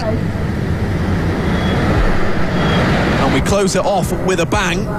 Hopefully not literally, more metaphorically there, with a fantastic race, I should say. The senior Rotaxes have been brilliant throughout the day, and I don't think I can really pip it between the top 5, I'd say, for who could really take this win here. So what's the point in me speculating? Let's actually see who can get it. 10 minutes plus 1 lap on the clock. It's going to be Bradley Barrett in the 27 who leads us to the green light. And here we go then, Senior Rotax final is underway. Bradley Barrett on the inside. He's sliding all the way to the end of the track. Round the outside is going to try from P2. They're going to go 3 wide on exit though. Who's going to take the lead? Is that Carl Dunford trying to get through? It is indeed. Carl Dunford takes to the lead. The 27 of Bradley Barrett gets forced to second, and oh, we have a half spin. We've got a full spin. down in the middle of the road, and lots more contact, a couple more drivers getting together, and that was the 50 of George Hunter who got spun there. I think just as soon as he started to spin, nothing he could really do there, and drops down into the middle of the pack. But what a start from Kyle Dunford. We saw him win one of our races earlier, started P3 for this final, and he's already taken to the lead like a duck to water, or like a kart driver to water. He is loving it. Through the first corner they go now. And still Kyle leading. Bradley Barrett still in second place with Tom Pryor in third. They're followed by George Sanders, Sean Berry, Taylor Bellini, Tommy Edmonds, Ryan Mills, Jack Powell and George Hunter now rounding out the top 10. Here they go now through hairpin number 1. The 27 of Bradley Barrett trying to get that power down on exit, but he hits a bit of a wet patch there. Thought it might give an opportunity to the 71 of Tom Pryor, but not quite. You can see how on the absolute edge these drivers are. Heading into the braking zones, the car is just trying to snap on them every which way and what, but they're holding onto it perfectly. It's beautiful to watch, beautiful driving from all of these drivers on the senior Rotax field. However, only one of them can be the London Cup champion, and it's looking good for Kyle Dunford at the moment. Oh, that was a late move. On the 57, he's going to have a bit of contact with the 21. Sean Berry goes through on George Sanders. And George Sanders tries to get back through on Taylor Bellini, who also snuck through there, but Taylor closes the door pretty aggressively there. So Sean Berry up to 4th, Taylor Bellini up to 5th, George Sanders down to 6th, and now under a lot of pressure from Tommy Edmonds as well. Some very different lines going on down through pylon. Some drivers deciding to take it wide, cut back in and then take a wide line through pylon and complex duvel. Some drivers keeping it tight through both sections and finding it goes better that way. Each to their own, but it is Kyle Dunford who's setting the fastest lap times at the moment. The only driver now down into the 44s, a 44.889 for Kyle Dunford, and there is Tommy Edmonds making his way through. He's taken 6th position away from George Sanders, but George Sanders is having none of that. Back down the inside goes George at hairpin number 1 and retakes 6th position.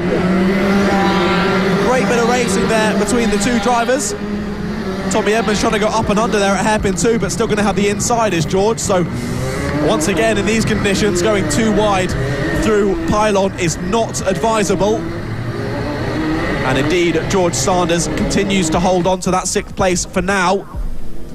Kyle Dunford extends his lead even further. Still the only driver in the 44s, as now one other driver, Sean Berry in 4th place, now drops into the 44s with a personal best on that last lap.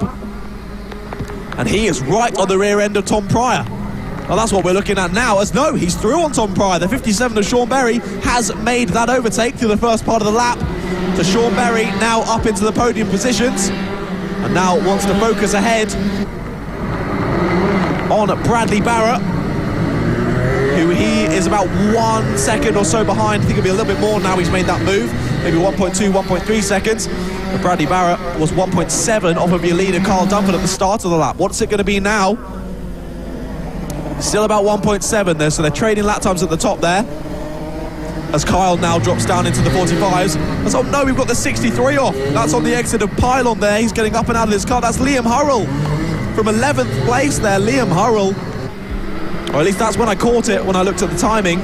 I'm not sure which position Liam was in, but of course Liam was our IKR champion for 2022 here at Rye House, but won't make it to the checkered flag. It seems that there's a bit of an IKR curse here at the London Cup. If you've won the IKR in 2022, you're not going to make it to the checkered flag of the London Cup race. I think we've seen that for every single IKR winner who's involved here at London Cup today.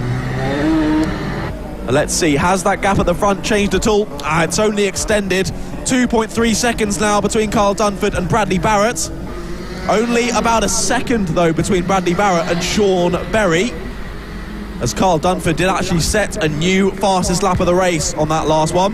44.843 for Kyle. As Kyle continues to plough on down towards pylon and then into complex duvel. You can see just how much steering lock they put on before they even really needed to do anything. Of course, being on wet tyres, it's a lot easier than we saw for the Rotax 177s who were trying to do it on slicks. Granted, it was a lot less wet than it is now, but you're still really just fighting that steering and cranking on way more steering lock than you ever would in these karts in the dry. Looked like the 64 there was recovering from a spin. That's Luke Collins. He is the lowest down of our current runners at the moment, so not sure if he's recovering from a spin or what was happening there for Luke. Kyle continues to press on at the front. Second place battle though, Bradley Barrett still holding off Sean Berry, still just under a second between them, so they're kind of matching lap times now.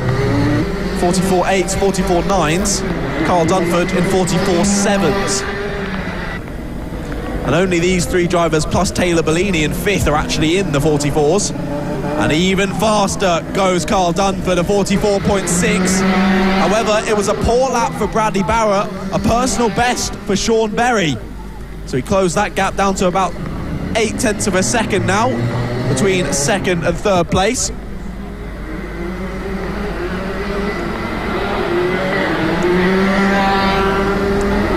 Carl Dunford just has to keep his head in the game and continue to press on.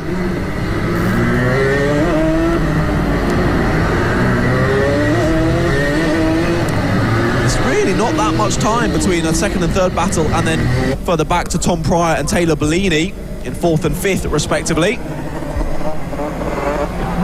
as there indeed they are crossing the start-finish line. And behind them we got the 56 of George Sanders, and behind him Jack Powell and George Hunter there battling away at it. The 50 tries it down the inside, George Hunter trying to steal away that seventh place from Jack Powell. Honestly, it's impressive how much these cameras can see, because it is so much brighter on my TV screen of the cameras than it is out on circuit, I can promise you that much. I can't see any numbers from my commentary box window. It still looks fantastic on the screen, so a massive shout out once again to Motorsport Media for putting on such a brilliant coverage of today's racing. And also, once again, a huge shout-out to the camera operators, Jack, Connor and Mason, braving these quite horrible conditions now. I've done my fair share of camera work in these conditions, and it's not the most enjoyable. But at least we're watching some brilliant kart racing. The 27 of Bradley Barrett looked like he was being reeled in at one point by Sean Berry, but he's managed to keep that gap fairly stagnant, as now the gap from himself up to Kyle Dunford, and the lead is probably going to go over 3 seconds as Kyle goes to cross the line now. 1 minute and 45 seconds left to go on the clock.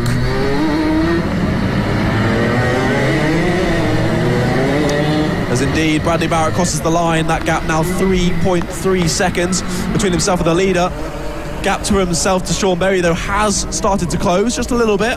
Just over 0.6 of a second between those two. And then another good 2.4, 2.5 seconds back to Tom Pryor and Taylor Bellini battling, as Carl Dunford deals with the back markers perfectly. Has to be concise and quick in passing, but not overly aggressive, as I can see you make a silly decision, get fired off and throw away that win that you could have just coasted home to. He's got the 87 now to deal with.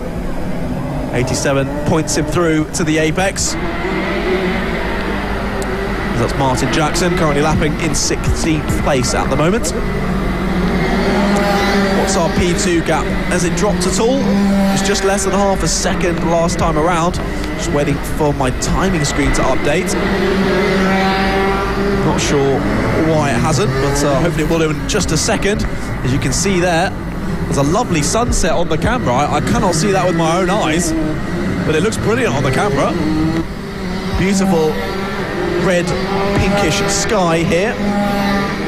Shepherd's delight, as they say. 15 seconds to go as Kyle crosses the line, so this will be the penultimate lap of the senior Rotax final. As I said, of the 20 drivers competing, only one will lift the 2022 London Cup, and it's looking more and more likely that it will be Kyle Dunford.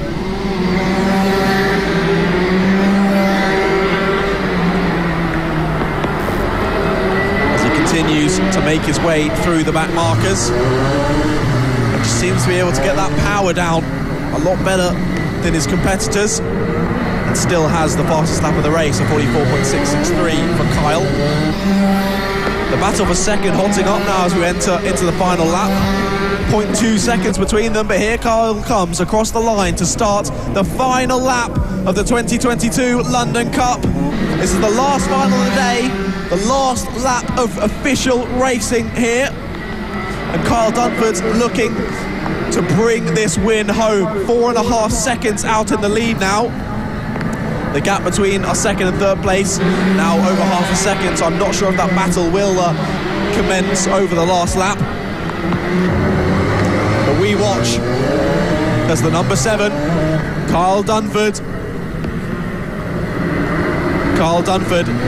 comes around the final couple of corners. What a race he's had today. He's dealt with the changeable conditions so well. He's driven away from the field and he's going to take the win in the senior Rotax final here in the 2022 London Cup. What a brilliant race finish for Kyle Dunford, and he secures himself top spot and top bragging rights here at Rye House Kart Raceway. What a fantastic end to the day in, well, it was nice and sunny at one stage, now it's proper throwing it down. So changeable conditions is definitely one way to put it. We had an interesting Rotax 1.7 race in between where it was going from dry to wet, but all managing to have fun nonetheless, because that's the main thing. Although everyone wants to win the London Cup, as long as you've got out there, you've done your best, and you've had a lot of fun while doing it, that's of course the main thing. But what a win there for Kyle Dunford in the senior Rotax final. Sean Berry got past Bradley Barrett. Didn't even notice that on the last lap. Sean Berry did overtake Bradley Barrett for P2 there. So a great end of the race for Sean Berry as well. And Tom Pryor was in P4, followed by Taylor Bellini and then George Sanders, then George Hunter and Jack Powell, followed by Tommy Edmonds and Ryan Mills. Then it was Max Miners and Lorenzo Espinosa, then James Otto and Dudley Ruddock, then Josh Burton, Martin Jackson and Adam Mead rounded out the 17 drivers who took the checkered flag there. Sadly, Luke Collins, Liam Hurrell and Ronnie Smith didn't end up seeing that checkered flag, and Ronnie Smith, I don't believe, actually saw the green flag. But what an end to the day here for the 2022 Rye House London Cup. It has been an absolute honour to commentate over today's racing. It has been brilliant from start to finish. If you're here at the circuit, I hope you've remained relatively dry. You've got your brollies up, you've got your coats on, and I hope you join us over in the main building in sort of 30 minutes time, I would have thought, for sort of 20 to 30 minutes time, I would say, for our podium presentation, of course. A massive thank you also to everyone that's here, of course. A big thank you to everyone that came in that wanted a race, but also a massive thank you to all of the marshals who braved it out there, that's got us through the day. There have been some challenges, there have been some incidents, and we've dealt with them super quickly. Make sure anyone that needs any attention gets seen to, and it's all run very smoothly. It's been fantastic. Also, a massive shout out to Motorsport Media. We've been live on the Motorsport Radio YouTube channel and Twitch channel and Facebook page, and also on the Rye House YouTube channel and Facebook page as well. So if you're still watching on there, make sure you drop us a subscribe, a follow, whatever it is on that platform that you're watching on. Drop a like on the stream as well, and let us know in the comment how much you've enjoyed today's racing, because it has been absolutely fantastic. A big shout out to Motorsport Media for putting on this production at quite short notice as well. A big shout out to Lester for being in my ear all day producing, and also a massive shout out to the camera operators as well. Jack on turn number 1, Connor, who was up on the balcony, and Mason, a previous winner here at the London Cup, on the last corner. So a massive shout out to them in particular, being out there and braving the conditions just like the marshals. But as I say, I've been John Ratcliffe in the nice warm commentary box. I've had a lovely day myself and I'm not wet, but now I've got to venture outside and I'm not looking too forward to that. But anyway, it's been fantastic. As I say, my name's been John Ratcliffe. Thank you very much for having me for the 2022 London Cup. What a fantastic day it's been, and we'll see you back in 2023. Goodbye everyone.